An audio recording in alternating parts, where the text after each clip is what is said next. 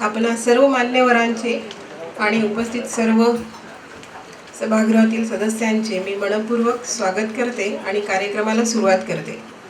Mahatma Gandhi mission APJ Abdul Kalam खगोल अंतराळ विज्ञान केंद्र औरंगाबाद व भारत सरकारचे विज्ञान प्रसार केंद्र दिल्ली येथे यांनी सहआयोजित केलेला 11वा खगोलशास्त्रीय संमेलनाचा आजचा हा दुसरा दिवस। आजचा दिवस आणखी एका कारणासाठी विशेष आहे, तो म्हणजे आज जागतिक खगोल दिवस आहे।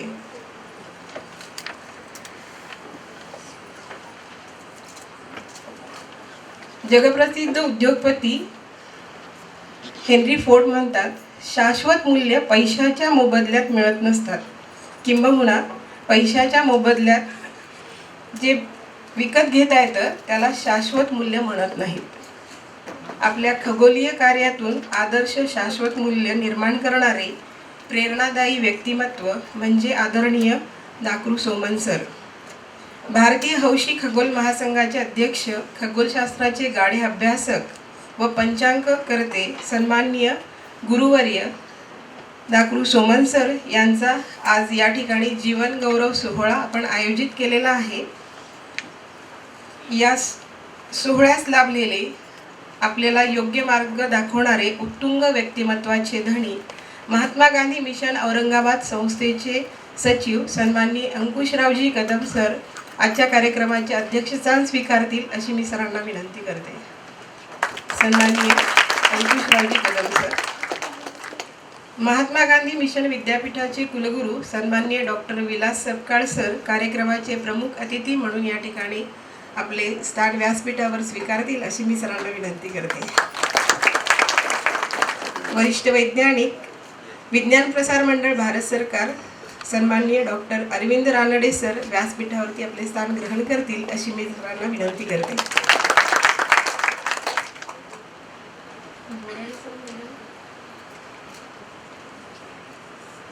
ज्येष्ठ खगोलतज्ञ व भारतीय कालगणनेचे प्रसारक सन्माननीय अतिथी हेमंत मोणे सर व्यासपीठावर आपले स्थान ग्रहण करतील अशी मी सरांना विनंती करते। सन्माननीय अतिथी सौभाग्यवती अनुराधा अंकुशराव कदम मॅडम व्यासपीठावर आपले स्थान ग्रहण करतील अशी मी मॅडमला विनंती करते। त्याचप्रमाणे ज्यांचा सत्कार करणार आहोत सपत्नीक, त्यांच्या सौभाग्यवती सन्माननीय मेधा दामोदर सोमन मॅडम आपले स्थान व्यासपीठावर स्वीकारतील अशी मी त्यांना विनंती करते। APJ अब्दुल कलाम खगोल विज्ञान केंद्राचे संचालक सन्माननीय औंधकर सर व्यासपीठावर आपले स्थान ग्रहण करतील अशी मी सरांना विनंती करते। कार्यक्रमाचे अध्यक्ष सन्माननीय अंकुशरावजी कदम यांचे स्वागत पुष्पगुच्छ देऊन माननीय श्रीनिवास औंधकर सर करतील अशी मी सरांना विनंती करते।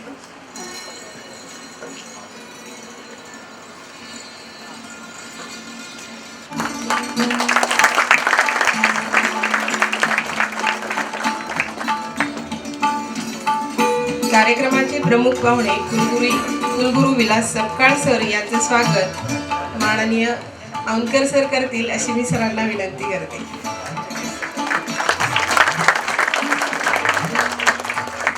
आजच्या कार्यक्रमाचे सत्कार व्यक्ती सन्माननीय दाकृ सोमन सर यांचेही स्वागत सर पुष्पगुच्छ देऊन करतील अशी मी सरांना विनंती करते। आजच्या कार्यक्रमास लाभलेले अतिथी सन्माननीय डॉक्टर अरविंद रानडे सर यांचेही स्वागत श्रीनिवास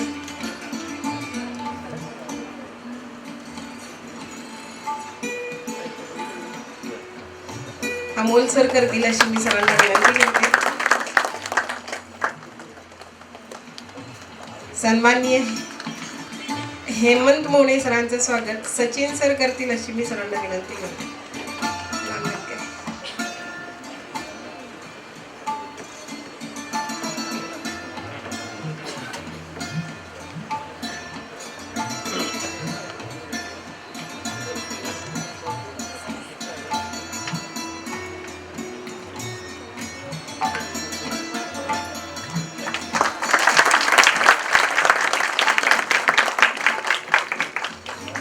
कार्यक्रमास लाभलेल्या सन्माननीय अतिथी अनुराधा कदम मॅडम यांचं स्वागत सौ रुपाली औंधकर मॅडम करतील अशी मी त्यांना विनंती करते.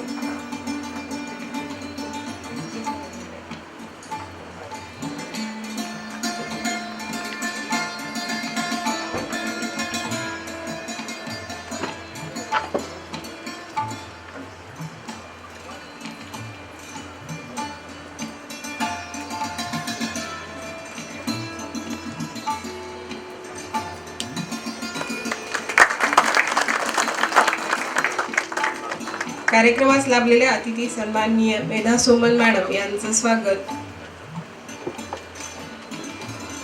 मयुरी वैद्य करेल अशी मी तिला विनंती करते.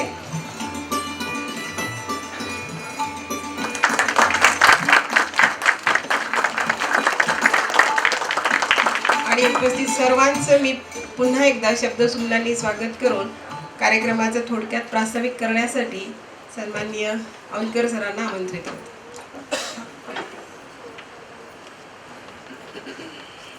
सन्माननीय व्यासपीठ, आदरणीय कदम सर, सुमन सर, कुलगुरू सपकाळ सर, शास्त्रज्ञ अरविंद आंगडे सर, सुमन काकू, अनुराधा काकू, हेमंत मोणे सर आणि सर्व माझे मित्रांनो, आजचा खूप मोठा दिवस आहे. काल आपण म्हणालो की काल अंतराळ दिवस साजरा केला आपण, आणि आज जागतिक खगोलशास्त्र दिवस साजरा करतो आहोत. हा जो जो आनंदाचा दिवस म्हणता येईल, जे अंतराळ असेल किंवा खगोलाच्या संदर्भात एक मुवमेंट चालू करण्याकरता आपण जो गेले 2 दिवस प्रयत्न करत आहोत, त्याच्याकरता आजचा दुसऱ्या दिवसाचा शेवटचा कार्यक्रम म्हणता येईल. बघितलं गेलं की आज जीवनगौरव जो पुरस्कार सर्वांना देण्यात येतो आहे दाखवस्मन सरांना, साधारणतः असं आठवतं आहे की 90च्या दरम्यान आयुकातील शास्त्रज्ञ डॉक्टर राणा सरांच्या संपर्कात आम्ही आल्यानंतर महाराष्ट्रातली अनेक मंडळी एकवटली गेली आणि एक मुवमेंट जी चालली गेली की बाबा महाराष्ट्रात काय या ॲक्टिव्हिटी चालाव्यात, एकत्र येऊन काम करावं. त्याकरता सुमन सरांनी त्या ठिकाणी आम्हा सगळ्यांना एकत्र आणण्याचा प्रयत्न केला. महासंघ तयार केला, राष्ट्रीय महासंघ तयार केला. भारतीय खगोल अभ्यासकांचा महासंघ झाल्यानंतर त्याचे पहिले ते अध्यक्ष होते, आजही ते अध्यक्ष आहेत. आणि त्याच्यातून म्हणजे जवळजवळ भारतातल्या 93 संघटना एकत्रित काम करायला सगळ्यात एक व्यासपीठ मिळालं. आणि त्यामुळं जी मुवमेंट होती साधारणतः 10 ते 12 राष्ट्रीय पातळीवरची जी काही अधिवेशनं झाली ही देशपातळीवर झाली, आणि 10 जी राज्यस्तरावरची अधिवेशनं झाली ही महाराष्ट्रात झाली होती. त्या सगळ्या मुवमेंटमध्ये आपण डॉक्टर सुमन सरांना अनेक वेळेस ऐकत आलेलो आहोत, दूरदर्शन बघत आलेलो आहोत, त्याचे अनेक लिखाण देखील आपण वाचलेलं आहे. आणि या अधिवेशनानिमित्ताने साधारणतः 3 महिन्यापूर्वी मुवमेंट चालू होते की आपल्याला या ठिकाणी अधिवेशन घेता येईल का. कोविड जसं काही चालू असताना सर कंटिन्यू संपर्कात होतो आम्ही, आणि लक्षात आलं की थोडं जर काही कोविडचा प्रभाव कमी होतो आहे आणि आपल्या सगळ्यांना एकत्रित येता येऊ शकतं. या सगळ्याच्यामध्ये तो एक भाग झाला की मेमध्ये आहोत. मेमध्ये त्या ठिकाणी आयोजन होत होतं. मेमध्ये म्हटल्यानंतर उन्हाळ्यात आपल्याला आहे, आणि सगळ्या फॅक्टरमध्ये आपण का घ्यावा. शेवटच्या म्हणजे 4 तारखेला ज्या पत्रिका परिषद चालू होती सरांची मी संपर्क होतो. सर म्हणजे घेतलं ना आता घेऊन होऊन जाऊ द्या. आणि तो आपण आज बघतो की 1 महिन्याच्या कालावधीनंतर आजचा तो मुहूर्त आलेला आहे. मुहूर्त म्हणणे बरोबर सरांचा मुहूर्त संदर्भात जो आहे सगळं विश्लेषण करते मुहूर्त का म्हणावं. आणि त्याकरता आजचं जे मी या ठिकाणी प्रास्ताविक ह्याच्यावर थांबवतो की आपल्या सर्वांना ऐकायचं आहे आणि सरांची प्रगत मुलाखत देखील ऐकायची आहे. या ठिकाणी आपण सर्वजण आलात, या संपूर्ण सोहळ्याला आपण स्वतः त्या ठिकाणी उपस्थित राहिलात, याबद्दल मी आभार मानतो. धन्यवाद सर. आदरणीय गुरुवर्य दामोदर कृष्णाजी सोमन सर यांनी आपल्या आयुष्यात केलेल्या उल्लेखनीय कार्याचा गौरव आपल्या खगोलप्रेमींसमोर होतोय, हे आपले अहोभाग्य. या संमेलनाच्या निमित्ताने आपल्याला हे लाभलेलं भाग्य आपण असंच त्याचा गौरव, या गौरवाच्या साक्षीदार आपण राहणार आहोत.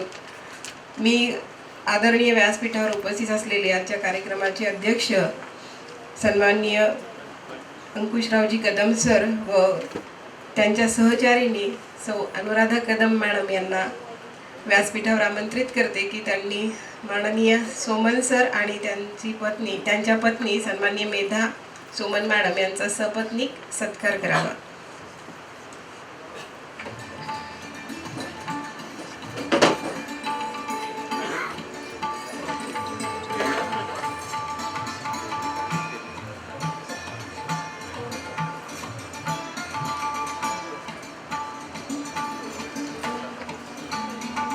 आदरणीय सरांचा जीवन गौरव सन्मान चिन्ह भेटवस्तू मानपत्र पुष्पगुच्छ देऊन या ठिकाणी करण्यात येतोय. आपण सर्व या सन्मानाप्रित्यर्थ एक स्टँडिंग ओवेशन देऊया. सर्वजण उभं राहूयात. लक्षावधी वर्षांनी एकदा सूर्य निर्माण होतो. लक्षावधी वर्षांनी एकदा सूर्य निर्माण होतो. कित्येक काळ शोधल्यानंतर कस्तुरी मृग सापडतो. हजारो शिंपले उघडल्यावर एखादा मोती दिसतो. असेच अमूल्य रत्न म्हणजेच दाक्रू सोमन सर. वयाचे 80 वर्ष पूर्ण होत आहेत, तरीही त्यांचा उत्साह खगोलज्ञानाच्या प्रचाराकरिता असलेली त्यांची तळमळ अजूनही तशीच आहे, कायम आहे.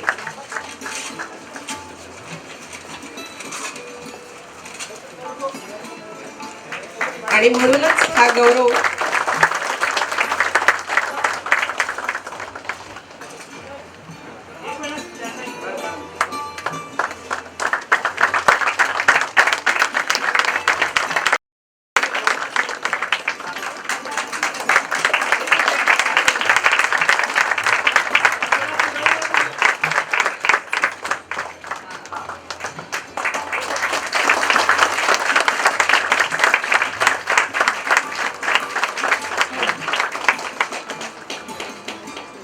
सरांचे मार्गदर्शन आपल्याला अविरत लाभावे याकरिता, त्यांच्या भावी आयुष्याकरिता आपल्या सर्वांकडून मी सरांना खूप खूप शुभेच्छा देते आणि परत एकदा व्यासपीठावरती आमंत्रित करते. सरांना दिलेल्या मानपत्राचं वाचन करण्यासाठी मी आमंत्रित करते अशोक क्षीरसागर सर यांना.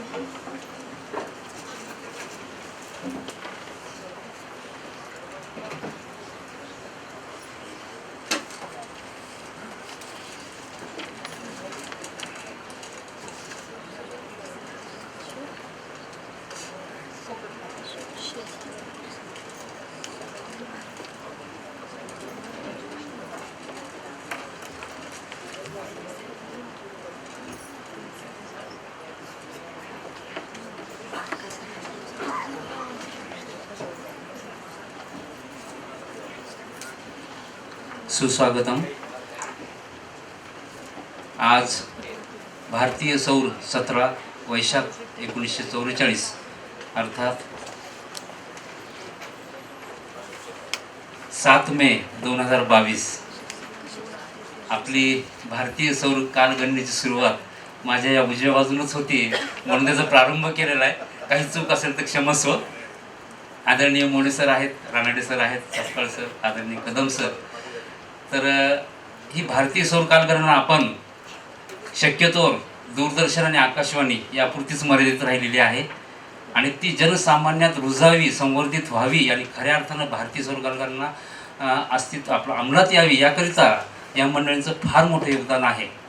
योगायोगाने विज्ञान केंद्राचं 5 वर्षापूर्वी उद्घाटन करणारे सन्माननीय आपले अरविंद रानडे सर आज या कार्यक्रमाला पुनश्च आपल्याला लाभलेत, ह्याचा आपल्याला सर्वांना अभिमान आहे. त्याबद्दल त्यांचं टाळ्या वाजून स्वागत करणं आपलं गरजेचं आहे. विशेष म्हणजे तारकाचक्र स्टार ट्रॅकर याचा एक आपण प्रयोग औंधकर सरांनी तयार केला. त्यावेळेस त्याचं विमोचन कुणाच्या हस्ते करावं, तर सर्वप्रथम सर्वांच्या मतानं जे ठरलं आदरणीय सोमन सर. त्यावेळेस त्यांना जेव्हा आमंत्रित केलं त्यांनी अतिशय पूर्ण वेळ 1 दिवस दिला. एवढंच नव्हे तर खालच्या आईन्स्टाईन सभागृहामध्ये त्यांनी त्यावर एक व्याख्यान पुष्प गुंफलं आणि त्यावेळेस आदरणीय कदम सर पण होते आणि प्रतापराव बोराडे सरांनी त्यावेळेस एक उभं राहून त्यांना जो प्रश्न केला, आत्ताच आपला भाग्य, अहोभाग्य आणि मुहूर्त या तिन्ही शब्दांशी निगडीत त्यांनी जे विवेचन केलं आजपर्यंत आमच्या लक्षात आहे. आणि नक्कीच बोराडे सरांनी त्यावेळेस एक त्यांना आश्वासन दिलं की सोमन सर आपणास पुनश्च एकदा MGM मध्ये यावं लागेल आणि आज ते आले, त्याबद्दल त्यांचंही मनापासून अभिनंदन. असो, जास्त वेळ घेत नाही. आत्ताच आदरणीय सोमन सरांना जे 11वे राज्यस्तरीय खगोल अभ्यासकांच्या संमेलनाअंतर्गत आपण जीवनगौरव सोहळा जो केला तर त्यांना एक सन्मानपत्र आपण देत आहोत, ते आपणासमोर सादर करतोय. सन्माननीय गुरुवर्य दामोदर कृष्णाजी सोमन यांच्या जीवन गौरव प्रित्यर्थ सन्मानपत्र. खगोलशास्त्राच्या क्षितिजावरील ज्ञानसूर्य म्हणजे दामोदर कृष्णाजी सोमन. न हि ज्ञानसमं लोके पवित्रं चान्य साधनं विज्ञानं सर्व लोकानात्मकर्षाय स्मृतं खलु. अर्थात या जगात ज्ञानासारखे दुसरे पवित्र साधन नाही. विज्ञान सर्व लोकांच्या उत्कर्षासाठी असते. या उक्तीनुसार खगोलशास्त्रीय ज्ञानमार्गावर अविरत चालणारे प्रतस्थ अर्थात दाक्रू या नावाने अवघ्या महाराष्ट्राला आपण सुपरिचित आहात. भारतीय सौर 31 वैशाख शके 1864 दिनांक 21 मे 1942 रोजी कोकणात आपला जन्म झाला. वस्त्रप्रावरणे अर्थात टेक्स्टाईल क्षेत्रात पदवी शिक्षण घेऊन मफतलाल या नामांकित उद्योग समूहात आपण कार्यसेवा केली.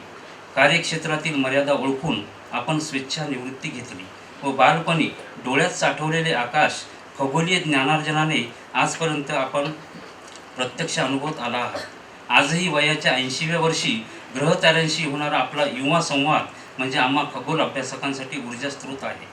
जनसामान्यातील खगोलशास्त्रीय दृष्टिकोन विकसित करण्यासाठी आज पावेतो 9 सहस्त्रहून अधिक व्याख्याने तसेच खग्रास सूर्यग्रहण आणि धूमकेतू या खगोलीय घटनांसोबतच अध्यात्मावर आधारित गीता रहस्य या विषयावर आपल्या भाषणांचे शतक हे आपल्या खगोलीय ज्ञानाची ग्वाही देतात. संविधानातील अभिप्रेत नागरिकांच्या मूलभूत कर्तव्याला अनुसरून जनसामान्यांमध्ये वैज्ञानिक दृष्टिकोन रुजावा या हेतूने आकाशवाणी, दूरदर्शन व वृत्तपत्रे या माध्यमातून आपण आम्हा सर्वांशी सतत संपर्कात आहात. तिथी, वार, नक्षत्र, करण, योग या 5 अंगांशी निगडीत पंचांगातील खगोलीय गणितात अचूकतेचा आग्रह धरणारे लोकमान्य टिळक यांना अभिप्रेत असलेले खगोलशास्त्रीय दृकगणितामधील आपले अभ्यासपूर्ण खगोलीय निरीक्षण व सादरीकरण म्हणजे निर्णयसागर, दिनदर्शिका व ढवळे पंचांगातील आपले सुवर्ण महोत्सवी संपादकीय कार्य हे खगोलीय गणितातील दीपस्तंभ आहेत. राष्ट्रीय स्तरावरील खगोल अभ्यासकांना एकत्र आणून त्यांना वैचारिक व्यासपीठ देण्यासाठी आयुकाचे संचालक आदरणीय डॉक्टर जयंत नारळीकर सर तसेच आदरणीय स्वर्गवासी नारायणचंद्र राणा सर यांच्या संकल्पनेतून उभारलेल्या भारतीय हौशी खगोल अभ्यासक महासंघाच्या संस्थापक अध्यक्षपदावर आजही आपण समर्थपणे सक्रिय आहात. सोबतच मराठी विज्ञान परिषद, मराठी ग्रंथ संग्रहालय, आकाशगंगा व तारांगण आपल्या दारी हे प्रकल्प, अखिल भारतीय मराठी साहित्य संमेलन इत्यादी विविध संस्था, प्रकल्प व संमेलनांशी निगडीत आपले कार्य दिशादर्शक आहे. विशेष म्हणजे भारतीय सांस्कृतिक परंपरा, नैतिक मूल्ये तसेच पर्यावरण संवर्धनासाठी गिरवाण भारती अर्थात संस्कृत व मराठी भाषेतून सातत्याने लेखन करणाऱ्या आपल्या सुविद्ध पत्नी सौ मेधा सोमन यांचे आपल्या संशोधन व जीवन कार्यात अमूल्य योगदान आहे हे येथे उल्लेखनीय आहे. सद्यस्थितीत भारतीय स्वातंत्र्याच्या अमृत महोत्सवी वर्षातच आपल्या दृकगणिती पंचांग लेखनाचे सुवर्ण महोत्सवी वर्ष, वृत्तपत्रातील आपले हिरक महोत्सवी खगोलीय लेखन तसेच आगामी 2025मध्ये साजरे होणारे दृकगणिती पंचांग स्वीकारण्याच्या अमृत महोत्सवी वर्षातच येणारा आपल्या जीवनातील सहस्त्र चंद्रदर्शन सोहळा अशा या ज्ञानगंगेच्या त्रिवेणी संगमावर संपन्न होणारा हा जीवन गौरव सोहळा आम्हा सर्व अभ्यासकांसाठी अमूल्य ठेवा असणार आहे. महात्मा गांधी मिशन, APJ अब्दुल कलाम खगोलांतराळ विज्ञान केंद्र आयोजित तसेच विज्ञान प्रसार भारत सरकार नवी दिल्ली सहप्रायोजित 11व्या राज्यस्तरीय खगोल अभ्यासकांच्या औरंगाबाद येथील संमेलनात आपला जीवन गौरव करण्यात आम्हाला खूप आनंद होत आहे.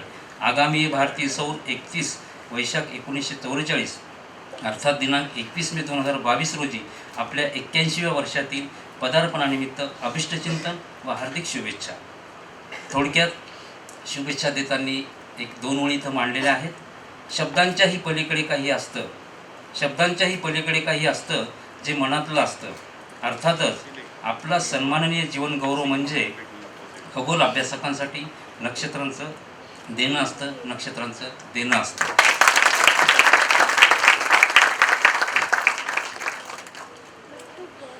जाता जाता एवढंच म्हणेल, आदरणीय सुमन सरांशी चर्चा केली की आज आपण त्यांना खगोल विषयातील तज्ज्ञ हे म्हणण्याअगोदर पंचांगकर्ते हा शब्द येतो. पंचांगकर्ते म्हणले की बऱ्याच जणांच्या भुवया उंचावतात. त्याचं कारण पंचांग हे फक्त धार्मिक दृष्टीनेच असतं असा एक गोड गैरसमज आहे. परंतु मागच्या त्या व्याख्यानात तारकाचक्राच्या उद्घाटनाच्या तो त्यांनी फार सुस्पष्टपणे मांडला.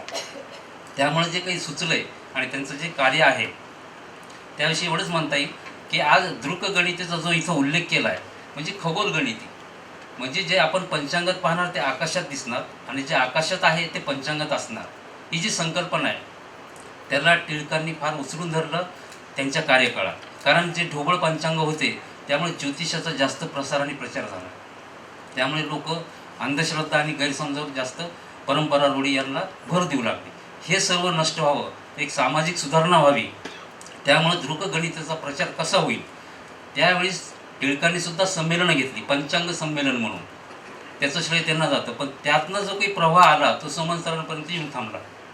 सुरुवात अशी आहे, लगद ऋषी पौराणिक काळात जर म्हणलं त्यांचा वेदांग ज्योतिष हा करण ग्रंथ होता.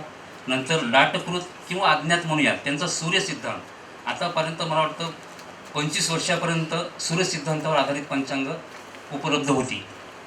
त्यानंतर गणेश दैवज्ञ यांनी ग्रह राघव हा करणग्रंथ निर्मिला. त्यामध्ये 11 वर्षीय चक्रावरून गणित मांडणी जी केली ती पुढे मला वाटतं अवलंबिली गेली. त्यानंतर टिळकांनी ह्या संमेलनातून जो सार घेतला आणि लोकांचा समज होता किंवा ज्या तज्ज्ञांचा एक वाक्यता येण्यासाठी केशव लक्ष्मण दत्तरी नागपूरचे यांच्या माध्यमातून करण कल्पलता हा ग्रंथ रचला गेला. पण दुर्दैवाचं टिळकांच्या पश्चात तो समोर आला, प्रकाशित झाला 1924मध्ये, जे आता 2024 वर्षाला 100 वर्षी होती. आणि तो प्रवाह तेव्हापासून तर आज पावे तो अव्याहतपणे सातत्याने सर्वानुमते जनसामान्यात उतरण्याचं सर्वात मोठं श्रेय जर जात असेल तर आपणा सर्वांचे लाडके डाकूर सोमन सर, हे तुम्हाला स्पष्ट करायचं होतं. तर ह्या अर्थानं या शेवटचा जो प्यारा होता, शतक महोत्सव, हिरक महोत्सव, सुवर्ण महोत्सव, जे काही शब्दप्रयोग झाला आहे त्याला त्याची कारणीमीमांसा करताना एवढंच म्हणाल की या सर्व महोत्सवी शब्दांना सुद्धा जे वलय आहे किंवा महत्त्व प्राप्त झालं ते आजच्या या आदरणीय सोमन सरांच्या जीवन कौरव सोहळ्यामुळे ते मला वाटतं एक सुकृत झालं असं म्हणता येईल. त्यामुळं पुनश्च त्यांचं आपण स्वागत करूया आणि हा जीवन गौरव सोहळा करू. धन्यवाद. धन्यवाद सर. समुद्रामध्ये हिमनगाचं अगदी छोटंसं टोक दिसतं, पण त्याचा जो सर्वात मोठा भाग असतो तो समुद्राच्या तळाच्या खाली असतो. असंच एक उत्तुंग व्यक्तिमत्व म्हणजेच डाकरू सोमन सर यांनी जे काही आपल्यासाठी आणून ठेवलेलं आहे, म्हणजे आपल्यासाठी जो काही अभ्यासात्मक संग्रह त्यांनी आपल्यापर्यंत पोहोचवला आहे, त्या सर्वांसाठी आपल्या सर्व खगोल अभ्यासकांच्या वतीने मी सरांचे आभार मानते.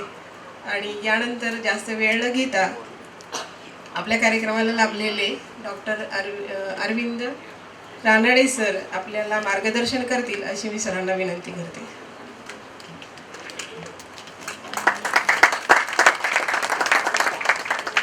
धन्यवाद. सन्माननीय व्यासपीठ आणि आपण ज्यांचं वक्तव्य ऐकण्यासाठी आतुर आहोत, अशा वेळेला मी जास्त बोलणं खरं योग्य दिसणार नाही. आणि मी उद्या या संमेलनाच्या समारोपाच्या वेळेला माझं मत आणि जे विचार आहेत खगोल विज्ञान, त्याच्या असणाऱ्या संधी, त्यात उपलब्ध असणाऱ्या संधी आणि आव्हाने याच्यावरती मी नक्कीच बोलणार आहे. पण मी एवढं अवश्य सांगेन की आज जीवन गौरव ज्यांचा पुरस्कार देऊन आपण सत्कार करतोय, ही व्यक्ती महाराष्ट्रासाठी तर अविस्मरणीय आहे. म्हणजे मी आज सकाळी ज्यावेळेला माझ्या आईबाबांशी बोलत होतो, मित्र मैत्रिणींशी बोलत होतो, त्यावेळेला त्यांनी म्हणाले की मला त्यांच्याबरोबरचा तुझा फोटो जरूर पाठव, कारण एवढं नाव त्यांचं महाराष्ट्रात सर्वसामान्यांपर्यंत पोचलेलं आहे.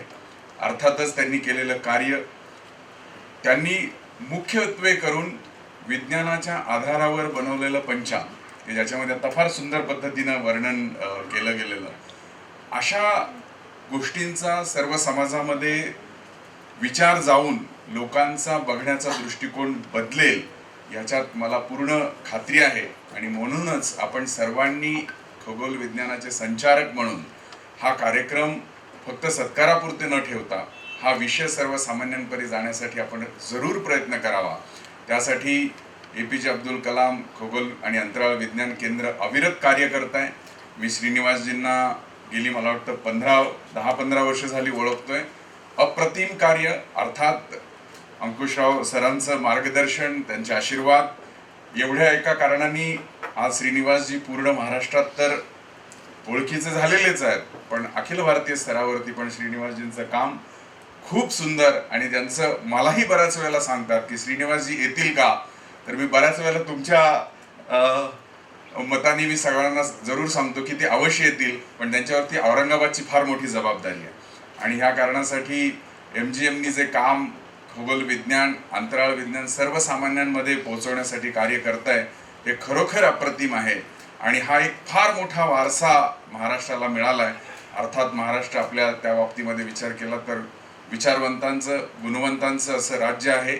आणि त्यात अशा संस्था MGM सारख्या फार महत्त्वाचं काम करतायत. ज्यावेळेला मी राष्ट्रीय पातळीवर काम करतो आणि हा विषय लोकांपर्यंत पोहोचवण्यासाठी कुठली मदत करणारी मंडळी आहे असं ज्यावेळेला घेतो, त्यावेळेला MGMचं नाव सर्वात वर. आणि ज्याचा खरोखर मनातून आनंद निर्माण होतो की अंकुशरावजींच्या मनामध्ये असलेले विचार. कारण मी ज्यावेळेला उद्घाटनाच्या वेळेला आलो त्यावेळेला मी त्यांच्याबरोवरती न्याहारी घ्यायचा मला योग आला होता. त्यांचे विचार ऐकल्यानंतर मला ही पूर्ण खात्री होती की हे जे असलेलं केंद्र आहे हे येत्या काळात अतिशय प्रसिद्ध. आणि त्याचं उदाहरण मी जसं म्हटलं की इतक्या लोकांची मागणी होती. मी आज दुपारी बोलताना श्रीनिवासजींशी बोललोय की जळगावमध्येही अशा पद्धतीचं एक केंद्र उभा करावं अशी यांची इच्छा आहे.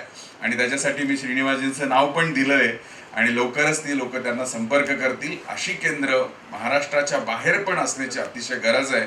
आणि याला आपल्या सर्वांनी फार मोठ्या प्रमाणात कार्य करून विज्ञानाचा संचार आणि प्रसार करताना आजच्या विशेष करून ज्यांचा आज आपण गौरव करतोय त्यांचे विचार की खऱ्या अर्थाने विज्ञान आणि वैज्ञानिक दृष्टिकोन सर्वसामान्यांसाठी पोहोचण्यासाठी आपण अविरत प्रयत्न करत राहावा.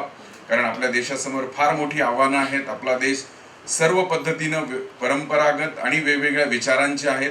त्या विचारांमध्ये हा विचार पोहोचणं हा आपल्या सर्वांची जबाबदारी आहे आणि ही आपण नक्की पार करू. आणि यामध्ये MGM, APJ अब्दुल कलाम अंतराळ आणि खगोल विज्ञान केंद्र आणि सोमनाथ सारखेंचे मार्गदर्शन, मोने सरांसारखे मार्गदर्शक आपल्याला नक्कीच सदैव आपल्या पाठीशी उभे राहतील एवढे मी माझं मनोगत व्यक्त करून आज सोमन सरांचंही अभिनंदन तर आहेच आहे, पण तुमचे आशीर्वाद सदैव सर्वांना मिळत राहो एवढीच इच्छा व्यक्त करून मी मला 2 शब्द थांबवतो. खूप खूप धन्यवाद सर. आपण म्हणल्याप्रमाणेच या ठिकाणी विज्ञान आणि खगोल या दोन्ही विषयांचा अगदी जनसामान्यांपर्यंत प्रसार करण्यासाठीच आणि इथून ज्ञानाचे मोती उचलण्यासाठीच आम्ही सर्व या ठिकाणी एकत्र जमलो आहोत. या कार्याला औंधकर सरांच्या डायरेक्शन खाली नक्कीच पुढे नेऊ. गावागावांमध्ये अशा पद्धतीचे जर केंद्र उभे करता आले तर असा नक्कीच विचार आम्ही सरांच्या वतीने करूया आणि याला आपण नेहमीच आमच्या पाठीशी राहणार आहात अशी अपेक्षाही आपल्याकडनं करतोय.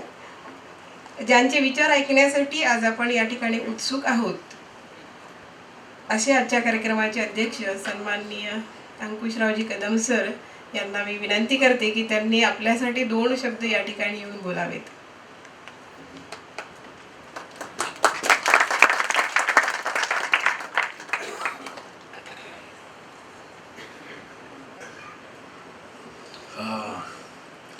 अनपेक्षित हल्ला. आधीच तुम्ही 2 दिवसापासून इतक्या गहन विषयाची चर्चा आणि हे या आमच्या परिसरात चाललेली आहे, तर त्याच्यामध्ये माझं एक मत ऐकायची तुमची इच्छा मला दिसली.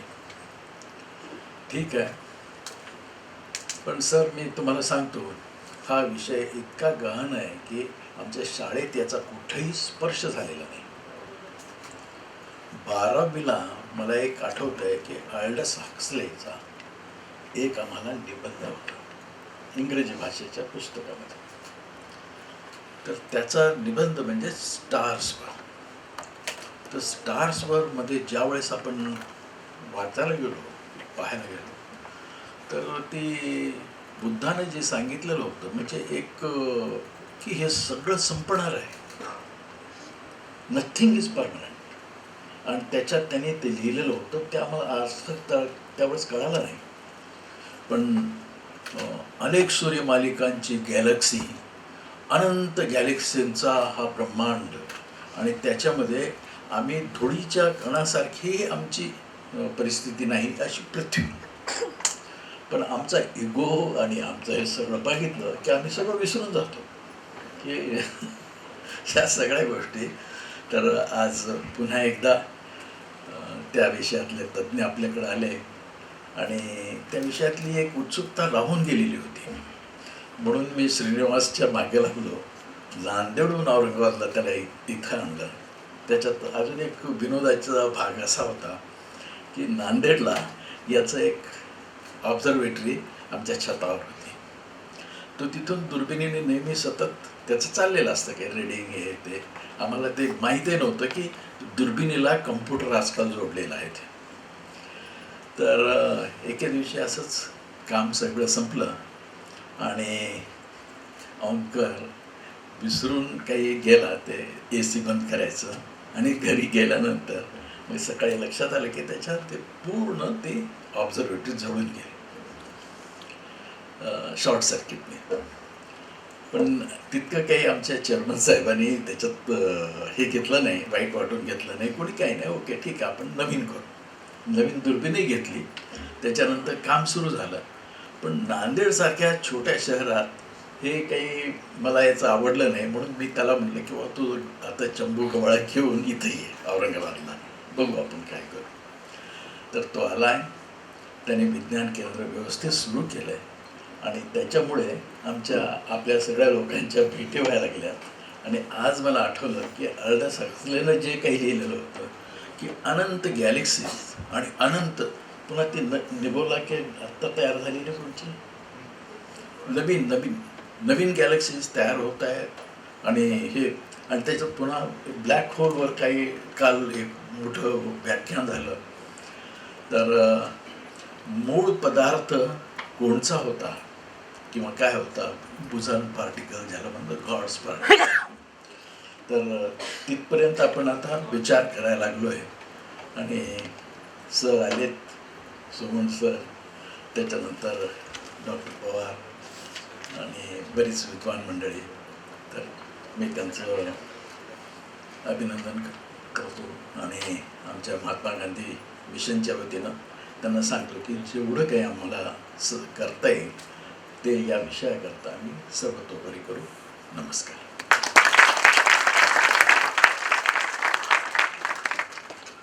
धन्यवाद सर.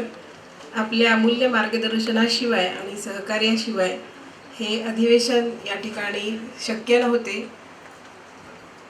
या सर्वांच्या वतीने आम्हाला हा लाभ तुम्ही मिळवून दिलात आणि तज्ज्ञांचं मार्गदर्शन आम्हाला आमच्यापर्यंत पोहोचवलं. याबद्दल मी सर्वांच्या वतीने आपले पुन्हा एकदा धन्यवाद देते. आणि व्यासपीठावर विराजमान असलेल्या सर्वांना आपल्याला दाकृ संबल सरांच्या व्याख्यानाचा आस्वाद घ्यायचा आहे, त्यामुळे व्यासपीठाच्या समोर आमंत्रित करते.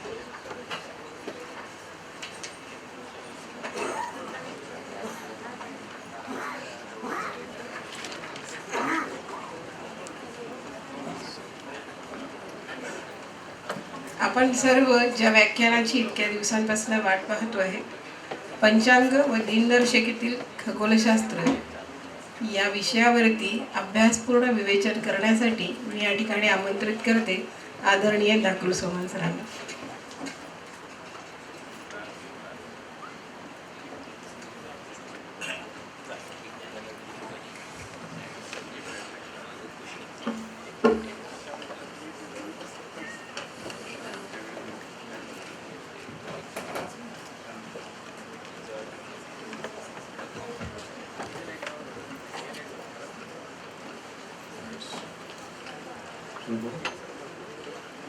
नमस्कार.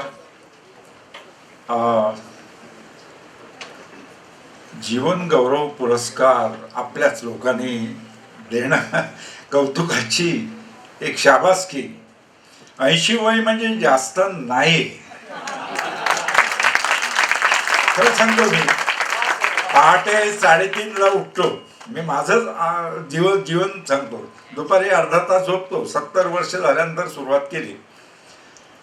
60 वर्षामध्ये चित्रपट बघितलेला नाही. 60 वर्ष वर्तमानपत्राशी लेख लिहितोय. 60 इयर्स. 70 वर्ष म्हणजे 10व्या वर्षापासून आकाश बघतोय आणि गेले 50 वर्ष पंचांग करतो आहे. पंचांग गणित जे घराघरात देवघरात असतं ते देवघरात असता कामा नये, ते अभ्यासिकेत यायला पाहिजे. हे पंचांग एक अशी कॅलेंडर तुमच्या घरामध्ये असतील, पण ही सगळी जी आहेत पुस्तकं साधनं ही आकाशाशी निगडीत आहेत. खगोलशास्त्राचं पुस्तक तुमच्या घरात नाही, चिंता करू नका. कॅलेंडर आहे की नाही घरामध्ये, त्या कॅलेंडरवरून आकाश पाहता येतं आणि ते मी आज तुम्हाला सांगणार आहे.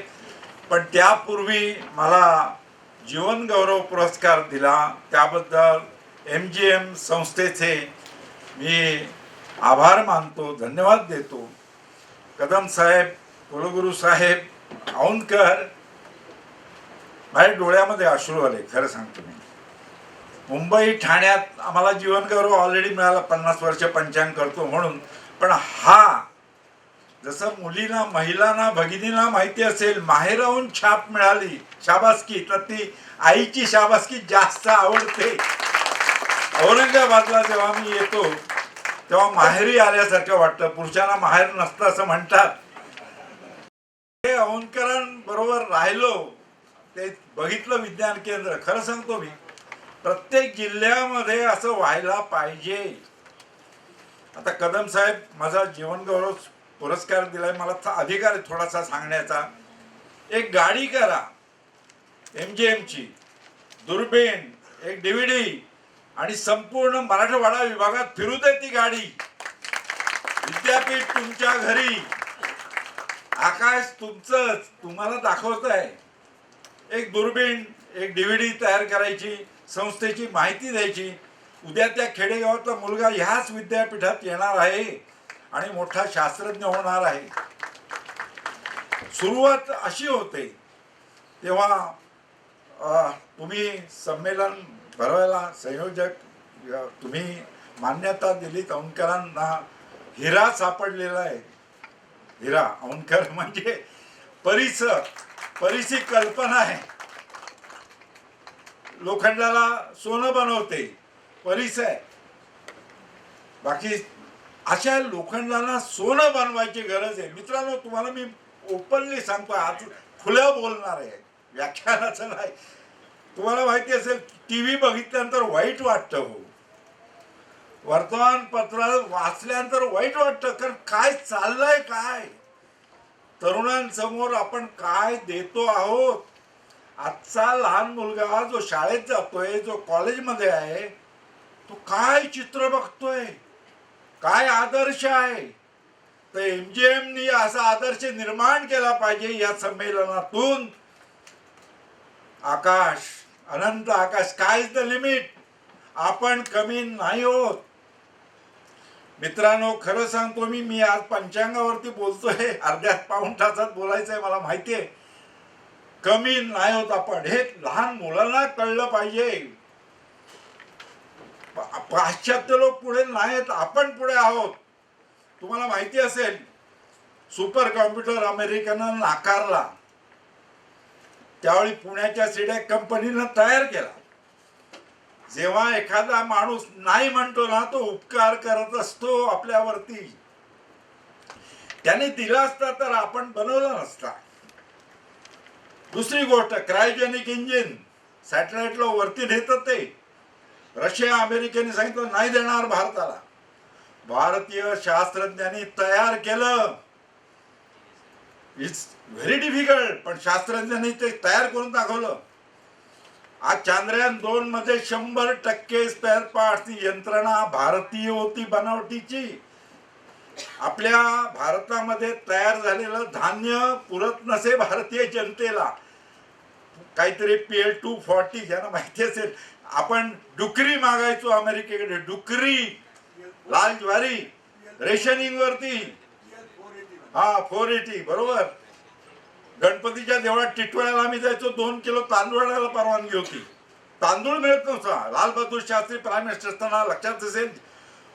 आज आपण अन्नधान्य पुरवतो, तयार करतो, संपूर्ण वाढलेल्या जनतेला पुरवून आपण एक्सपोर्ट करतो.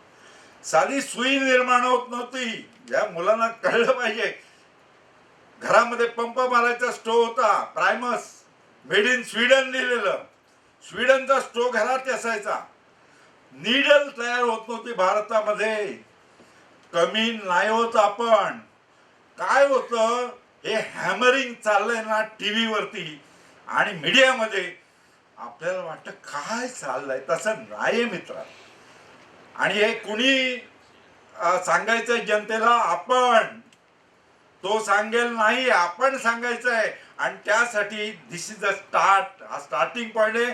कदम साहेब, व्हाईस चान्सलर साहेब, औंधकर, आभार तुमचे मी यासाठी मानतो. उद्यानचा महाराष्ट्र घडवायला तुम्ही कारणीभूत होणार आहात. हे संमेलन कारणीभूत होणार आहे. यापासून आपल्याला प्रेरणा घ्यायची आहे. तेव्हा तुमचे आभार मानतो, अभिनंदन करतो. आता हे पंचांग, जो आजचा विषय आहे, हे पंचांग सण उत्सव सांगतं. हे पंचांग म्हणजे फलज्योतिष नव्हे. आयुष्य काय, कधी मिळणारे, नोकरी कधी मिळणारे, लग्न कधी होणारे, हे सांगायला पंचांग नाहीये. हे पंचांग म्हणजे खगोल गणित आहे. ते मी माझ्या व्याख्यानातून तुम्हाला सांगणार आहे. तेव्हा आत्ताच्या हे पंचांग अगोदर तयार करतो आम्ही आणि नंतर हे कॅलेंडर फॉर्मॅटमध्ये हल्ली करतो. तारीख इंग्रजी, पण त्याच्या खाली मॅटर आहे ते पंचांगाचं मॅटर आहे, लक्षात घ्या. सोपं म्हणजे चहा तोच कप वेगळा, जरा आधुनिक. आता हे कॅलेंडर बघायला सोपं जातं, कारण ग्रेगरियन तारीख आपण व्यवहारात वापरतो, पण खालचा मजकूर आहे तो पंचांगाचा आहे. आणि म्हणून त्याविषयी मी माहिती देतोय.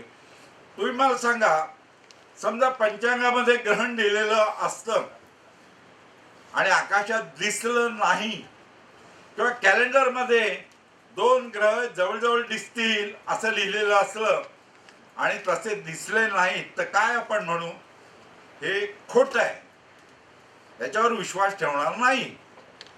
मित्रांनो, तसंच होणार होतं. हे पंचांग हे विश्वासच ठेवता आला नसता. पण 2 माणसं या भारतामध्ये नव्हे, महाराष्ट्रात जन्मली, ज्यांनी हे पंचांग म्हणजे आकाशाचं वेळापत्रकच ठेवलं. आणि ती 2 माणसं, एक गणेश दैवज्ञ, ज्यांनी पंचांगाचं तयार करतो तो ग्रंथ चुकीचा आहे, आकाशाशी संबंधित नाही आहे, गणित बरोबर येत नाही हे सांगितलं. ते गणेश दैवज्ञ मुरुड जंजिराच्या जवळ नांदगाव म्हणून गावे तिथे झाले. मी सांगतो इतिहास त्याचा. त्यांनी जर केलं नसतं तर आकाश वेगळं राहिलं असतं, पंचांग वेगळं राहायचं. आणि दुसरे ग्रस्त म्हणजे लोकमान्य बाळ गंगाधर टिळक.